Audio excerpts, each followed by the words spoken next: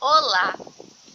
Em meados de 1991, quando eu tinha 13 anos, o meu pai, que é casado no civil e no religioso com a minha mãe, iniciou um relacionamento extraconjugal com uma mulher chamada Marilene Valentim Bezerra. Os boatos eram de que ela pertencia a uma família de gente ruim. Marilene ficou grávida. Quando o filho nasceu, meu pai registrou com o nome de Raniel Valentim da Silva. Meu pai disse que Marilene era braba, que deu uma surra numa mulher e deixou ela nua. Meu irmão sofreu queimadura nas duas pernas.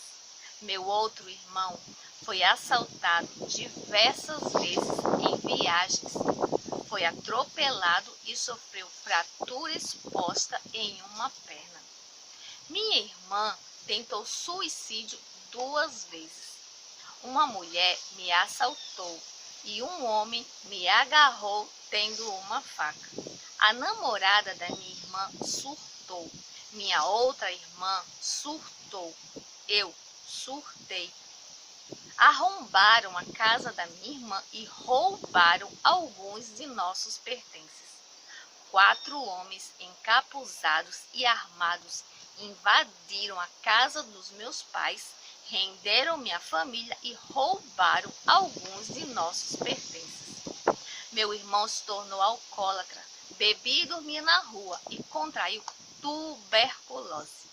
Meu pai teve um relacionamento extraconjugal com uma mulher que ficou grávida e quando a filha nasceu, disse que era dele, mas não registrou porque era noiva.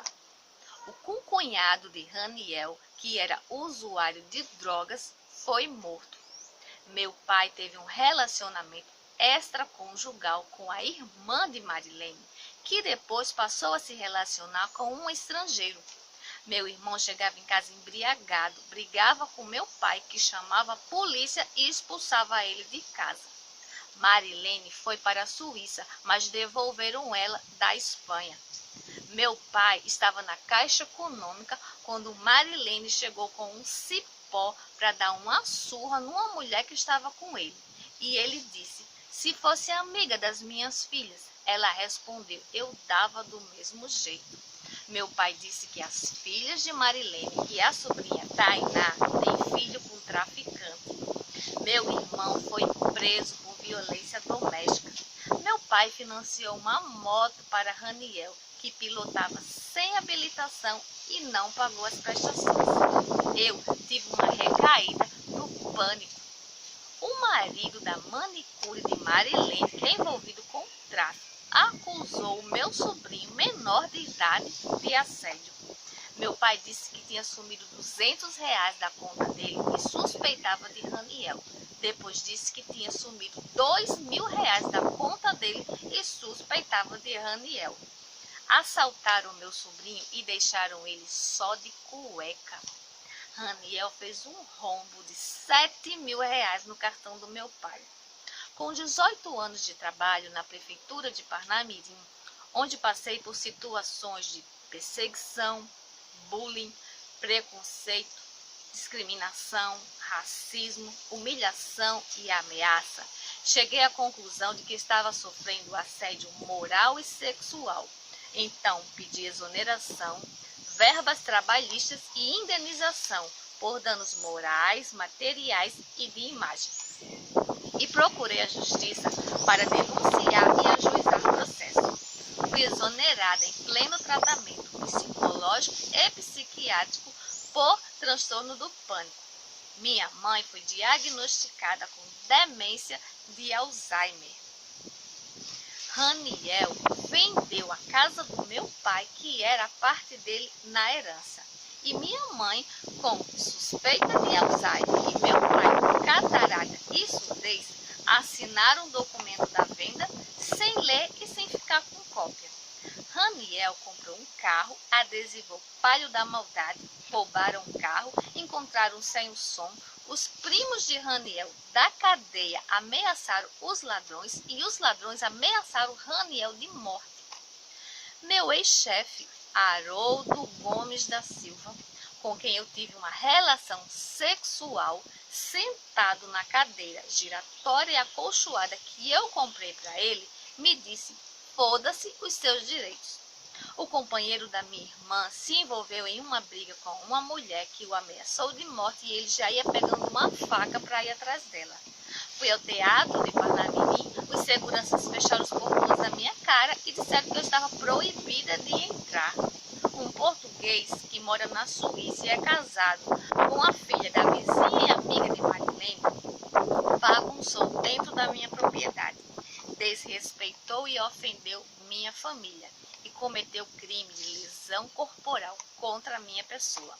A mulher dele disse que eu estava no cio com falta de sexo e na frente do delegado disse que era para ter mandado o marido me dar uma surra.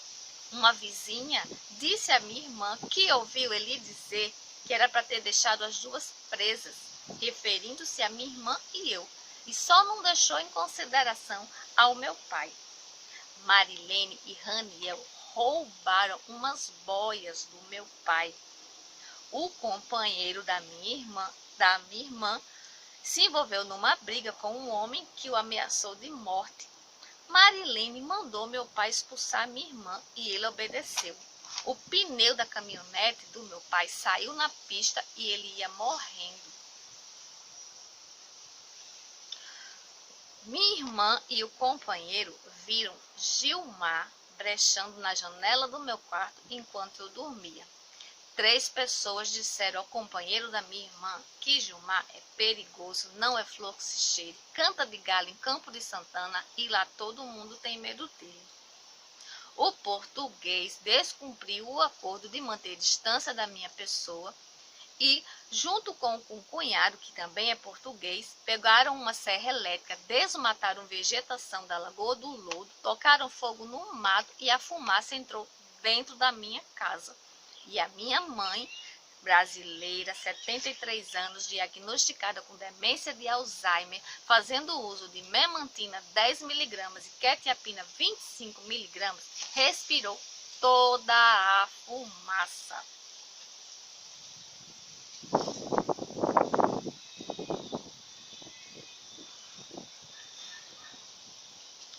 Minha mãe me agrediu fisicamente e verbalmente.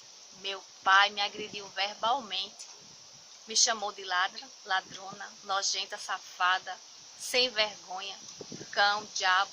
Disse que eu estava usando o cartão da minha mãe com má fé e ameaçou fazer um escândalo na maternidade se a minha irmã não entregasse o cartão e os documentos da minha mãe.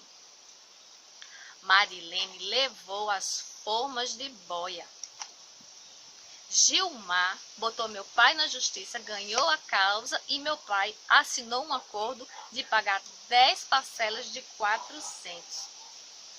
Meu pai trocou a caminhonete em uma Saveiro quebrada e sem documentação. Raniel roubou matéria-prima na Isoplaque e a polícia só não o prendeu porque o pessoal da fábrica tinha consideração ao meu pai. Meu pai brigou com Marilene, trouxe as formas de volta e vendeu as formas. O homem que comprou as formas veio buscar as formas junto com Marilene, a irmã e Raniel. Quando ele saiu, Gilmar encostou e pediu a parte dele do acordo. Meu pai foi no cartório com Gilmar, mas não conseguiu fazer o pagamento.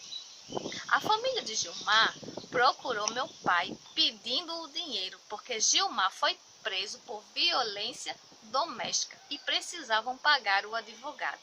Meu pai deu o dinheiro porque disse que se não desse, Gilmar podia ficar com raiva e quando sair da cadeia, se vingar. Tudo isso está na denúncia que eu fiz à Polícia Federal.